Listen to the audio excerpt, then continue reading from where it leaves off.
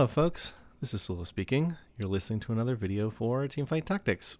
In this video we're looking at a normal game here, and we're going to be looking at one of the units that really has been forgotten throughout the entirety of set 13 up to this point, and that being Twitch. Twitch was, if not the worst for cost, then pretty close to it. Definitely one of the more underpowered, not played units.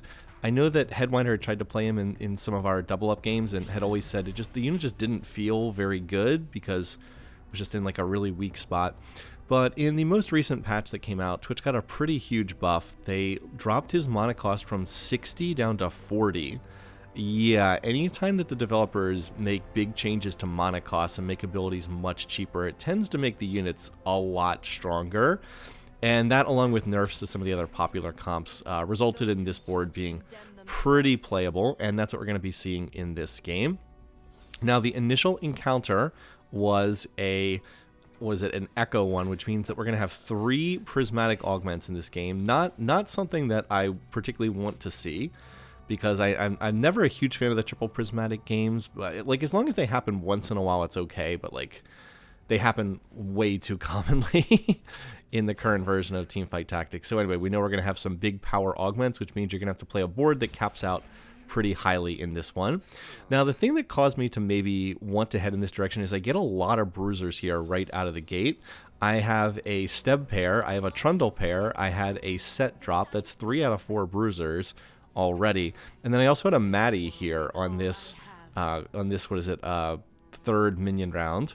So the way that this board is typically played is you want to get a whole bunch of bruisers. Ideally, you want to play 6 bruisers. There are only 6 bruisers, so it's actually much easier to play this if you have a bruiser emblem. So you want to get a whole bunch of bruisers, and they provide the front line, and then you play snipers in the back line. Typically, you start with Zeri and Maddie, and then in the late game, you go into Twitch and Caitlyn if you can. Okay, here is our initial augment. Again, they're all going to be prismatic in this game. I don't love any of these initial options. I did think about Lucky Gloves, but then I see this immovable object. Gain a Randuin's Omen. Its range is increased by 1 hex. And it's, and then it also gains additional stats as well. I think its effects are increased by 60%. So this is actually a really, really effective augment to take if you're playing bruisers. There's just great synergy between this Randuin's plus the bruisers. Now, the reason for that is bruiser trait gives health. It's a very simple trait. That's all that it does. It gives health to the units that have it. I've got the formal trait description here. I'll just go ahead and read that. Bruiser, your team gains 100 max health. Bruisers gain more. So there you go. You get a flat 100 health for putting the trait in on everybody. Bruisers gain more. Bruiser 2 is 20% additional health. Bruiser 4, 45%. And then there's a really big jump from Bruiser 4 to Bruiser 6. Bruiser 6 is 80% additional health. So more health is always good. Obviously, if, when you're bruisers are tanks, if they have more health, that means they can tank longer, so that's really nice. But you have to think about what it doesn't provide. It doesn't provide armor or magic resistance. It doesn't provide durability, which is damage reduction. So what you really want to make bruisers more effective is something that gives them more armor and magic resistance or durability, something along those lines. And that's what the Randuin's Omen does. It provides armor and magic resistance. Let me see if I can look up the exact stats that are on it. I do not know what they are off the top of my head, but I know that it gives armor and magic resistance. This particular augment also extends the range out to 2 tiles, so I should be able to get this benefit on just about everything, like on pretty much my whole team if I position correctly here. All right, let's see. I'm looking for this. Okay, here it is. Randuin's Omen grant 30 armor and magic resistance to the holder and adjacent allies. It also does give a flat 150 health as well. Okay, so that benefit gets increased. I think it's by 60%, so that means everybody's getting up. I think they get 50 armor and MR. It's right around there. So like if we're taking all the health that we get from Bruiser trait and then adding like 50 armor and MR to pretty much the whole team, that's a pretty big bonus. And another thing that's nice about it is it's going to scale really well throughout the game too, because this is not, so like if you look at some of the things that other people have taken, like one person took a prismatic augment that gives them a radiant item. That's really strong at the start of the game, like getting a radiant item to start really, really good because you're going to be up a radiant item on everyone in the lobby. But like that doesn't scale great into the late game because that's only one item going on one unit. But this Randuin's, which is going to have the big aura effect, like that can theoretically buff my entire team. By the way, look at this shop. I get double Zeres here, which is pretty nice.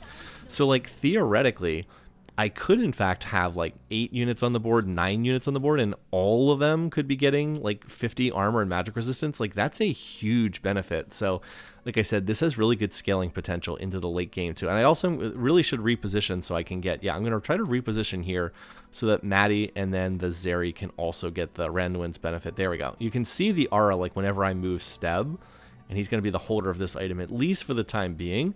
Another nice thing is you can have like a secondary unit hold the Randuin's and then put your real tank items on like another unit that's like up on the actual front lines.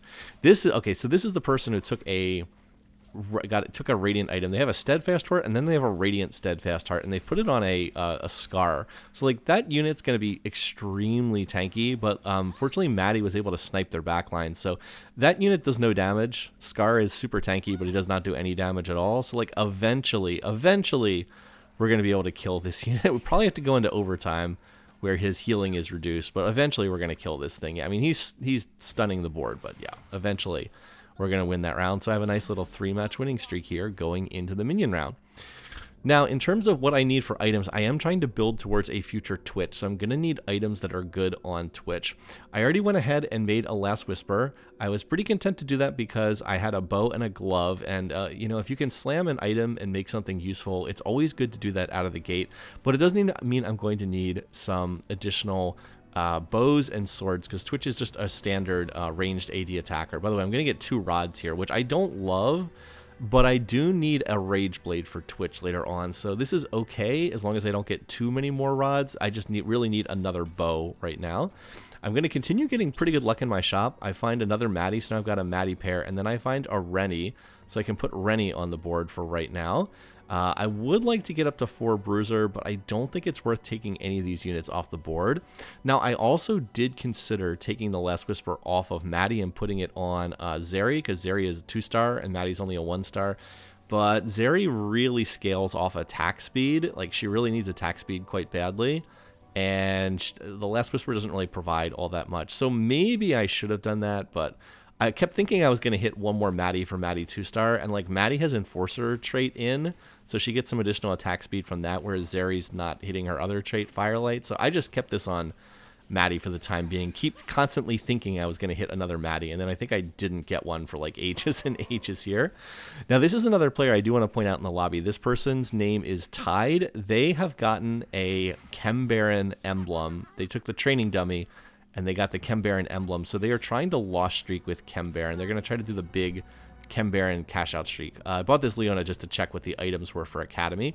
So I have to keep an eye on this person. The good news is they did not hit an early Rennie or an early Smeech. So they still are only on 3 Chem Baron here at the end of stage 2. You can't stop them from getting Chem Baron 3 in, because I believe they get a Renata and a Singed when they take the prismatic. Oh wait, never mind. I was thinking that they took a Chem Baron crown. They actually didn't take that. They got the emblem, but they have not been able to get up to like Chem Baron 4 or 5 yet. So their big loss streak has been slowed down at least a little bit. They only have 100 stacks so far, and they have lost 24 HP. So that's the big thing to be concerned about. You do have to worry about this person just like getting some 500 stack cash out, because there's not really anything you can do to stop that, and it's very frustrating. This most recent patch did nerf Chem Baron because, again, people, particularly at the higher parts of the ladder, were really good at that. It was pretty much if you got a Chem Baron emblem on like the start of the game and you just lost streaked correctly, you were pretty much like guaranteed to win the lobby, because you could get to like a 500 stack cash out and then the game would just be over for everybody else. That is less the case now, but it's still not great that that person's on a big loss streak with the Chem Baron emblem. So I am keeping an eye on that. The good news is I did win all of my rounds. So I got the nice 5-match winning streak here, and it's going to be very easy to play at least the 4 Bruisers. I'd like to play 6 because, as I mentioned, it is a big jump to go from 4 Bruisers to 6 Bruisers. But in order to get that, I will need to either get an emblem for +1 bruisers, or I will have to find Elise, who is a 4 cost. So I'm going to head in that direction, and we'll see what happens. Now, bruisers do tend to be really strong in the early game, but again, they do tend to fall off as the game goes on, and that's always been true for like health stacking traits. Heavy health is always good in the early game in TFT, but it doesn't scale great into the late game because the damage just goes up by so much as the game goes on. By the way, there's a Scar. I don't need him. And then I get another glove and a tier, and I was like, okay. The bad news here is I did not get any bows. I did not get any swords. Those are the items I really want. I can still do some decent items here, though, because like I can go ahead and I can make a redemption, which I'm definitely going to do. That's a very good item on bruisers because redemption heals for percentage health. And, you know, if you have a ton of health, that percentage is a higher amount. We can also go up to the 4 bruiser. I'll put the items on Rennie. Rennie's a pretty good tank. She's probably the best holder of the... I mean, you could make the case that Trundle might be a little bit better because Trundle's a 2-star and Rennie's just a 1-star, but I think she's a better person to hold this for the moment. And I'm also hoping that I can maybe 2-star her a little bit later on. By the way, this person already has a Mundo, so that's a little bit unfortunate. Although I can't remember, did they have the augment that lets you get 4 costs in the store at the start of each stage? I can't remember. In any case, though, they do have a Heimerdinger and they do have a Mundo, but it looks like they don't really have much else because we actually cut through this board very easily, and I didn't even lose a single unit there, so okay. As far as Twitch goes, I'd really like to get another sword, and then I could look to do an Infinity Edge. Infinity Edge Last Whisper is a nice trait pairing for Twitch, and then I would want to get a Rage Blade. Rage Blade's probably his most important item. But Infinity Edge is good because it allows his damage to crit, and Last Whisper is not bad because Twitch hits a good portion of the board with his ultimate, so he's pretty good at armor shredding a large portion of the board if you could put a Last Whisper on him. But you can also, you know, get armor shred from other sources. Anyway, next augment is Prismatic. We knew it was going to be Prismatic. I decided I'll just take the Tactician's Crown, +1 team size. That's going to let me put the set on the board, and... oh, excuse me there. And apparently I'm going to do a big sneeze. But I thought that this was a decent pick. I would have probably taken a Bruiser Crown if it had been there, but that was not an option. So I'll take the +1 team size, and this also causes the Tactician's Crown to give whatever unit is holding it, they get additional attack speed, AD, and AP. So they just get a bunch of offensive stats from holding the Tactician's Crown. So I have all these offensive items loaded up on a 1-star Maddie that I'm using as my carry for the time being. But I'm pretty happy with that. Right now I'm trying to check what prismatic augments other people have taken. When it's like a silver augment, it's not that big of a deal what people have taken. But when everybody's taking prismatics, you kind of want to know what people are getting. Like this person's clearly trying to play Rebels, and they just took, I think that's Tiniest Titans, the one that gives you health back every round. But it doesn't look like their board's that strong so far because they only killed 1 unit of mine. Like I said, remember, Bruiser's really strong in the early game. If you just have low damage, you just cannot get through that much health that's on all the Bruisers. And, of course, some of the Bruisers got buffed in this most recent patch, too. I'm also tracking that person tied, the Chem Baron Lost player. They're up to 5 Chem Baron now, so they're getting like 50 Shimmer per loss while they're on that big loss streak, and they're at like 250 stacks. I was like, oh man, they're not losing health fast enough. They're going to be able to get like a 500 stack cash out, aren't they? And then that's going to be a real pain in the butt. So there's not really much we can do, but I had the feeling like I might just be playing for second place here. There also is someone who hasn't lost a single round yet. This person, Dodo, I have not hit them yet. They've won all 7 rounds. I've won all 7 rounds. So I'm content to dodge them for the time being if I can win against some of these other rounds. This player also has a Chem Baron emblem, but it looks like they're going the Enforcer route instead from what I can see, because they also have an Enforcer emblem. So I believe they're going down that line, and it looks like they're playing through Camille right now, but it doesn't look like this is going to be too much of a round. Again, my Bruisers are just standing up there and tanking beautifully. So ideally, I'd try to get Elise in for my next unit on level 7, and then I'd be able to play the 6 Bruisers, and I'd be pretty happy with that. All right, well, I still haven't lost a round. The other player still hasn't lost a round, so we will be last pick. There is an Elise on the carousel, so I definitely would like to take that. I was actually hoping this bow on the Darius would stick around because it is on a 1-cost Darius.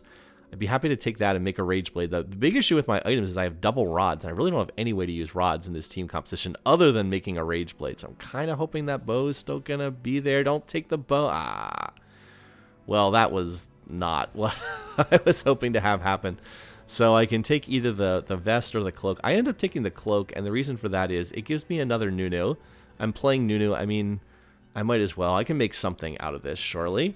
All right, so let's see. I'll go ahead and put this on Rennie, who's holding my defensive items for the moment. And do I level to level 7 here? I can't remember if I do or not. There is an Alawi in my shop, but I'm playing Bruiser front line, not Sentinel front line. Oh, and on that note, oh, by the way, this like the tied the Chem Baron lost players up to 6 Chem Baron because they got a Silco there. Oof, that's really bad. That means they're going to be getting, I think, like 70 stacks of Shimmer per loss. Oof. But anyway, about the Sentinel versus Bruiser front line. In the prior patch, the one that we were on during the long winter holiday break, Sentinels were clearly the best front line. 6 Sentinel was just like orders of magnitude better than any of the other front lines. But that has changed. In the data now, I looked this up before playing this game, 6 Bruisers is now basically comparable with 6 Sentinels. Like, it's basically even in the data, so that's like a huge change. 6 Bruisers is now pretty comparable. What's not comparable is this fight. I really did not feel like this person should be win streaking with their board. They have a lot of 1-star units. In fact, their only 2 stars are Trundle and Zeri, but like they win streaked all the way through stage 2 and all the way through stage 3, and you saw they beat me pretty badly there. And they're only running 4 Enforcers. They don't have like multiple Enforcer emblems or anything. So that's just a sign that Enforcers overall are pretty overtuned at the moment. Because like that board, I really did not feel should be win streaking off of what they had. But I mean, apparently Enforcers are just really good now. Enforcers were definitely over buffed in that patch. The funny thing is, I put out 2 videos on Enforcers prior to Enforcers getting these big buffs, but yeah, it's definitely one of the strongest team comps now. Before, you kind of needed +1 Enforcers from an emblem previously, and now you kind of don't need that anymore. Now you kind of don't need that. You can just play straight up Enforcers even without the emblem, and they're quite strong because I think like 3 different Enforcer units got buffed or something like that. It was kind of wild. Definitely over buffed in classic TFT fashion. All right, anyway, so now I've got this patch up against a Rebel player. This person took a Rebel emblem to start the game. I was hoping that we could kill that backline unit. Can we finish off? Who's that back? Is that a Swain? Okay, well, it looks like we were able to kill the Swain. He was left on like 5% HP for a while. But anyway, I'm able to beat that board. So again, I lost to the 1 win streaking player. Other than that, I did win every round. You can see I'm still checking in on the Chem Baron player. They're up to 450 stacks. They still have 35 HP, and they're actually healing 2 HP every round, too. So, like, they just went from 35 health to 37 health. They took Tiniest Titan, which gives you back 2 HP for every, I think it's every PvP combat round. So I was like, oh, man. They're definitely going to be able to get that 500 stack cash out. I was like, jeez, okay. That's going to be troubles, because, like, that board's not that strong yet, but it's going to be strong when they get the big cash outs. I was like, oh, man. Okay, well, not much I can do about that, other than, like, if I know I'm going to play them, I could take every unit off my board so that they deliberately win a round, but that's not what I want. All right, well, let's see what we get for this round. All right, so I get a cloak, a glove, and some gold, and I was like, oh, boy, this is not what I want. Now, I do get a nice break of RNG here. The Elise shows up in my shop, but, like, these items are not it. I had 1 bow at the very start of the game. I have not seen another bow. I have not seen a single sword this game. I was like, all right, well, we'll do a Dragon's Claw. And then, honestly, out of these items, I still have an extra glove there. So if I would get a sword, I can still do Infinity Edge. So I'm going to make the Quicksilver Sash. I don't think it's great, but like it does give some attack speed. If an enemy board has Victor on it, it does actually protect you from Victor's pull. But like I just didn't know what else to do with all these items. I guess I could have done a Thief's Glove, but like I don't know if that's a great option either. So I don't know. I ended up making the Quicksilver Sash. So, like, I have kind of weird items here, but it's just like it's tough to play an auto-attacking team composition if you don't have bows and you don't have swords. I have 1 bow in the very first round of the game. No swords yet. I keep getting rods, and I've gotten, I got a tier, and I'm getting all these cloaks. It's just like, ugh.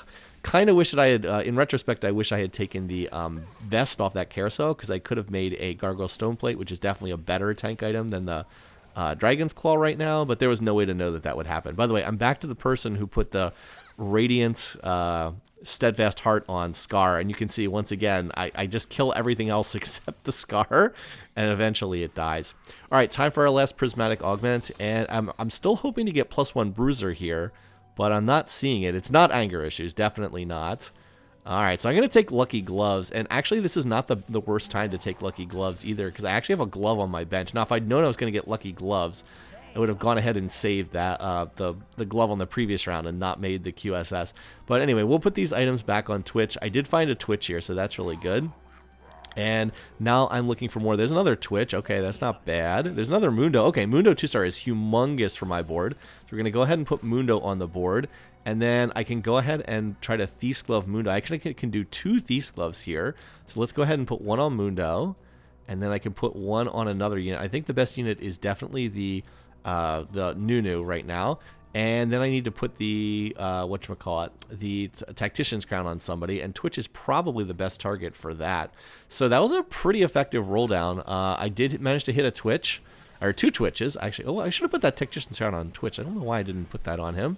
I have plenty of item removers. I could always item remove it off him later if I wanted to. Okay, so that was a pretty effective roll down. As I said, I got the 6 Bruiser in, so that's the big health increase. I also got Experiment trait in as well, which I'll talk about in a second. Now, did I remember to place my units on the Experiment tiles? No, I did not, but there was a lot going on that round. Unfortunately, this person's board just kind of bowls me over here. They actually have a board that's very similar to mine. They have, they also have the Tactician's Crown for +1 team size. They also have Lucky Gloves, so they have a very, very similar team composition to me. So now I will go ahead and put the Twitch on the Experiment tile, and I will do the same for Mundo over there. And I will shift all my units over, so I'm getting the the Randuin's Omen benefit. Okay, so let's talk about Experiment trait, because I put that in. I don't think I featured that. I think I had a PBE video where I talked briefly about this. It's certainly not a trait that's been played very much in this set so far. So this is an ability that puts laboratory hexes on the board. You can see there's 2 of them on the board right now. And when you put units on them, you will gain unique benefits based on what units stand on them. Experiments standing on laboratory hexes gain the experiment bonus of all experiments on laboratory hexes plus max health. As you play deeper into the trait, you get more hexes. So Mundo gives a team-wide benefit to all experiment units, not the whole team. All experiments share the laboratory bonuses, and Twitch also provides that as well. By the way, hitting Twitch 2 stars are really nice stroke of luck here. I did manage to hit Twitch 2 and Mundo 2 really quickly, and those are the 2 most important units that I needed to hit there. So Twitch's experiment bonus is after every 5 attacks deal physical damage to the nearest enemy equal to a percentage of their max health. Remember, that also applies to Mundo, and it also applies to the Nunu as well. And by the way, did you see what happened there? I was up against the Chembaron player, and they did not take the 500 stack cash out. They went very greedily for a 600 stack cash out, which was a completely unnecessary. There was no reason to go for the 600 stack cash out. And apparently they were on 595 stacks. They were on 14 health. And I think I only lost like 1 unit in that entire round, and I just knocked him out of the game. So much for that. Didn't have to worry about that team. And then I was even able to get a bow off the carousel, so very nice. And I was able to get a Rage Blade for Twitch, so yay. Now I'm content, I think, to go to level 9, because I have a Twitch 2-star, Mundo 2-star. Okay, as I mentioned, Twitch's experiment bonus is every 5 attacks deal physical damage to the nearest enemy equal to a percentage of their max health. And then for Mundo, if I can pull up his data here, Mundo's experiment bonus is gain max health on every takedown, gain additional max health for the rest of the combat.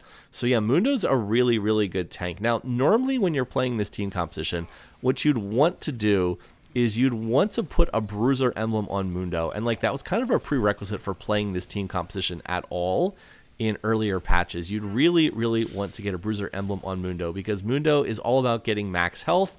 What does Bruiser emblem give him? A ton of max HP. But I wasn't able to get a Bruiser emblem for this game, so that was a little bit unfortunate. But what I was able to do is I was able to get +1 team size, and that kind of filled in that gap.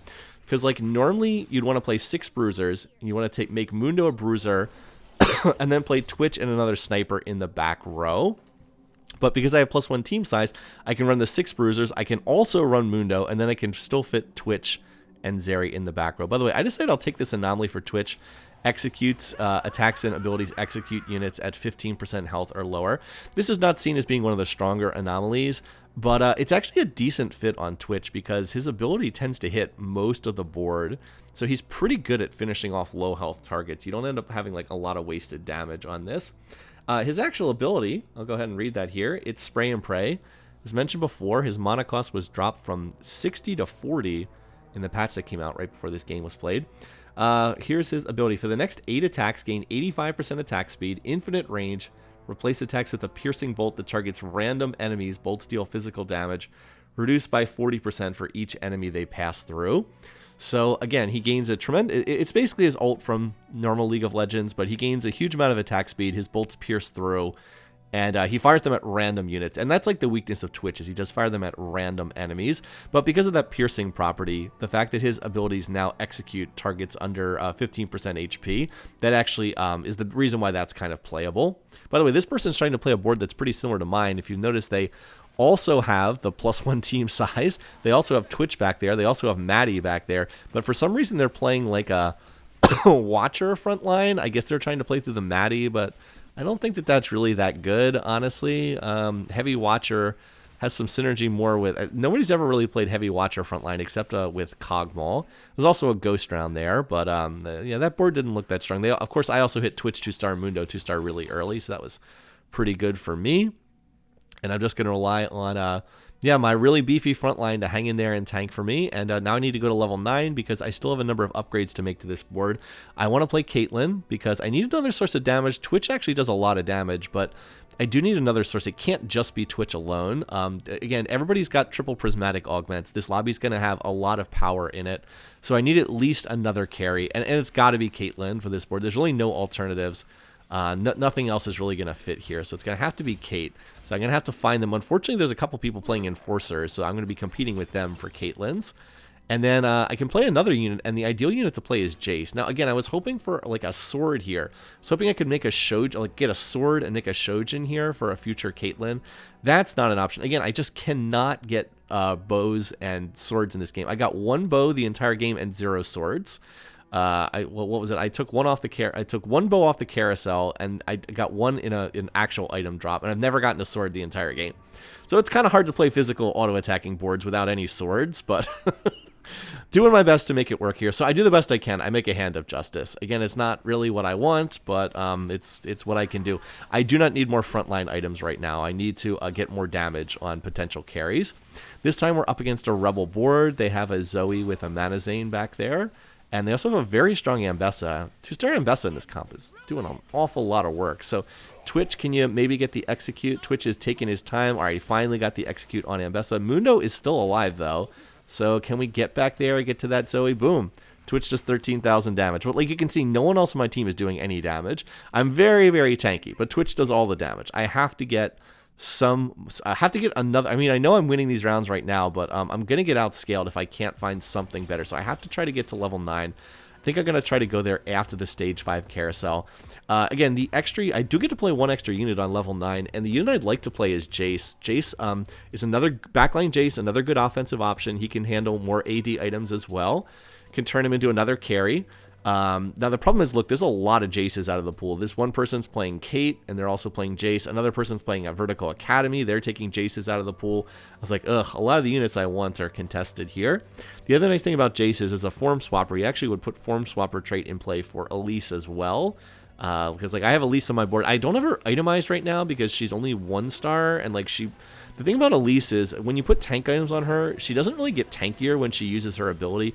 Elise is a stun bot. Like she's a really valuable unit to have on your team because she stuns the enemy. But unlike Mundo's ability makes him tankier when he uses it. It gives him additional max HP. Elise's ability does not make her tankier. It just stuns the enemy team. By the way, I really should not win this round. Oh, I almost snuck out a win in that round. Almost managed to win that one. That would have been nice, but I do come up a little bit short there. So anyway, if I can't find Jace, I will grab Mordekaiser. I don't think he's not really the unit I want to play, but like if I get a 2-star Mordekaiser, that is playable back there. I made that Quicksilver Sash. That's actually one of Mundo, or not Mundo. Quicksilver Sash is actually one of the best items for Mordekaiser. And if I get 2-star Mordekaiser, who does not appear to be getting played on anyone's boards, 2-star Mordekaiser with the Quicksilver, like I could put the Quicksilver Sash on him, I could put this leftover rod on him. He could actually do a lot of work from my board as well. If I can't find Jace, he's not a bad backup fallback option. And you can also put Dominator trait in play for Mundo. Now that's not going to do a ton. Dominator 2 doesn't do a ton, but it's better than nothing. It'll make him a little bit tankier. That said, this is the board I'm probably most worried about. This is, as I said, kind of like my doppelganger board. They have such similar itemization to, or such similar augments to me, but they have gone with the Sentinel front line. They have 6 Sentinel front line, whereas I'm playing 6 Bruiser, and they're also playing into Academy trait. I kind of got wrecked in that round, and it wasn't especially close. The one good thing is I actually do get second pick off the carousel here as a result. So I was like, okay. I'm going to take this Infinity Edge. I'm going to put this on Twitch because that's the item I wanted all along. I can finally get one here. It's got really good synergy with his Last Whisper, and it'll let his damage crit, which is what I wanted. And that also lets me take the Quicksilver Sash off of him and put it on someone else. Also, we finally 2-star the Rennie, so now I'm going to go to level 9. Now I'm going to shift some of these items around. We finally hit 2-star set. There's another Elise. Can I find a Kate? I would really like to find a Kate here, if possible. And there we go. So Kate, you get on the board. And then I want to shuffle some of these items around. Can we find anything else here? Another Elise would be nice too. So all right, we're going to pop Twitch's items off. Last Whisper, Rage Blade, Infinity Edge, and now I want to get the Mordekaiser on the board again. The Quicksilver Sash is going to be really good on him. I'll put the Hand of Justice on Kate and the Tactician's Crown for the attack speed on her. But Mord, again, is really quite good with the Quicksilver Sash because it means his ult can't be interrupted. So I definitely upgraded my board a lot there. I hit the 2-star Rennie and the 2-star set.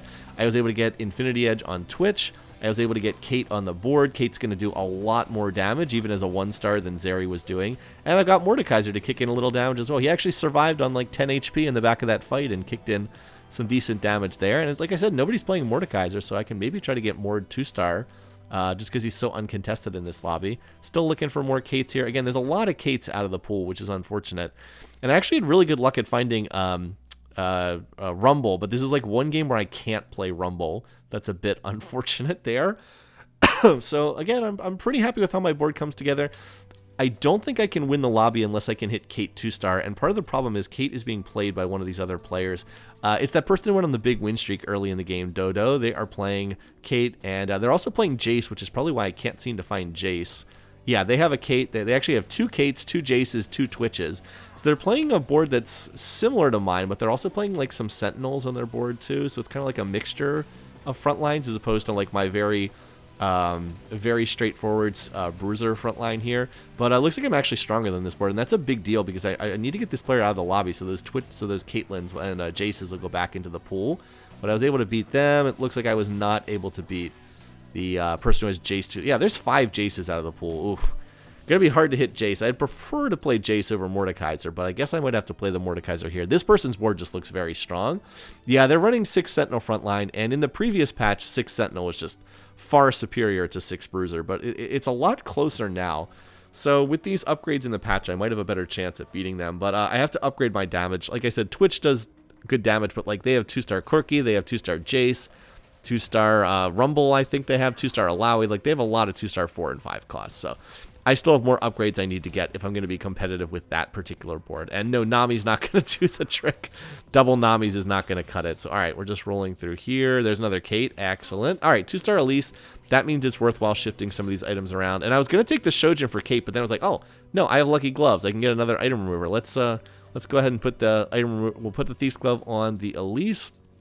And now I'm going to shift these items around a little bit here. So let's see. I'm going to go ahead and move one of my Lucky Gloves over to the Caitlyn. And now I'll put the Tactician's Crown on. As I continue shuffling these around, I'll put all the other items on the Mordekaiser. And then I still have a leftover rod. I don't know quite what I'm going to do with this rod. But I was able to get some items onto some better units there. Unfortunately, look at Mordekaiser. He gets stuck in the back lines due to pathing. I was like, Mord. You got me, Mord. I put some pretty good offensive items on you, Mord. You're just standing around back there. Come on, Mordekaiser. So, yeah, this was going to be a tough fight to win regardless.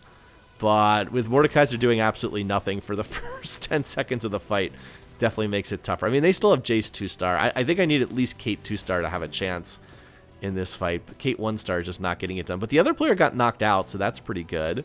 Now those Kates will go back in the pool. Can I find another Kate here for Kate 2-star? All right, still looking. And oh, well, what's this? There's a 6 cost. I really have not played the 6 cost much up to this point in time. There's a Mel in my store. I was like, okay, well, we'll go ahead and play the Mel. Why not? This sounds fun. Mel has actually gotten buffed in this patch. They buffed Mel and they buffed Warwick. Basically, they saw that Victor was really overpowered, and instead of fixing the fact that Victor was overpowered, the developers were basically like, no, no, no, no, no. Let's make Mel and Warwick as overpowered as Victor is. So Mel's one of the 6-cost units. And I don't know a ton about her, but my understanding is she's kind of similar to Kaisa back from like, which set was it? Back from like set 6 when Kaisa was a 5-cost. She basically wants attack speed and AP, and like she just runs around firing off this blast, and she deals magic damage. So she actually has pretty decent items here. The Hand of Justice is not terrible on her. She gets attack speed from Quicksilver Sash. She can't be CC'd. And then she gets attack speed, AD, and AP from the Tactician's Crown. So we actually all of a sudden we win that round. It was like, whoa, okay, now we suddenly win this round. And I hit Kate 2-star, so I was like, okay, let's go. All of a sudden it's flipped around here because I was able to get the upgrades I needed. All of my Bruisers are now 2-starred. And I now have Kate 2-starred as well. So my damage dealers are upgraded. And I've got this Mel back here for a 3rd carry. So now I finally have like 3 damage sources, and Twitch does not have to carry the entire damage load as he did for much of the game. Now Twitch is still doing the most damage, but 2-star Kate's going to kick in an awful lot of damage as well. Of course, again, 2-star Corky, 2-star Heimerdinger, 2-star Jace back there. They just hit 2-star Rumble up there, and this person also has Lucky Gloves. So, I mean, their board is quite strong, but it is really remarkable how Twitch and the Bruisers are like so much stronger in this patch as opposed to the previous one. Yeah, look at Twitch and Mel. Mel's doing a good job of chipping units down, and then Twitch can finish them off because he has that execute. So yeah, look at that. Look at this. Ha ha ha. Looks like my board has gotten stronger than this other person. All right, well, now it's time for a carousel. And I'm looking at the carousel here, and it turns out there's actually a Mel on the board here. I was like, oh my god, there's another Mel here? Okay, yeah, you know what? None of these other items look that great. Let's go ahead and take the Mel. I also actually did not have a heal cut on my board, so we'll go ahead and stuff the Sunfire Cape on my front line. I can stick this on Rennie. I mean, like, Sunfire Cape is not great in terms of, at this late in the game, it's not a great item in terms of providing a heal cut, but at least it's something. Provides at least a small measure of healing reduction. The other person took a Victor off the carousel, so they're going to stuff a Victor on their board. Now, if by some chance I could get a duplicator or somehow get another Mel 2-star would easily win this lobby, but even with the setup like this, yeah, I mean, the odds of hitting another Mel by just rolling for it are extremely low, but it could happen. Might as well get myself to 2 out of 3 of them. You never know. All right, I also shifted my Elise over here to the left-hand side. I'm hoping that Elise will jump on the back line and stun either the Victor or the... Yep, went ahead and stunned the Victor. Very, very nice. That's what we want to see. Now, that Victor stun is going to go off. There it is. But note that Mel, with her Quicksilver Sash, keeps right on attacking. She is immune to that. And so she's outputting a good bit of damage. Looks like my tank line is still hanging in there. Twitch is getting on the back lines. We're starting to cut through. Victor did not get off a second stun. Boom. We're going to win that round. And with Kate and Mel both kicking in another 5,000 damage. And that's it. They just quit the lobby. I guess losing the last couple rounds in a row convinced them that they were not going to be able to win that one. So it's going to be a first place finish. And really a demonstration of just how much stronger this build has gotten. So the Bruisers are a lot more viable now. This build is a lot more easy to play if you can get a Bruiser emblem or +1 team size. Otherwise, I would not have been able to fit everything in. And I did really have to hit the Kate 2 and the Mel to have enough offense. Twitch alone could not carry. But once I found those extra units and slotted them in, I was able to overcome that board that would have annihilated me in the previous patch. So there you go. Anyway, thanks for watching. Thanks for listening. I hope you enjoyed this video. Until next time, folks, take care, and I'll see you again soon.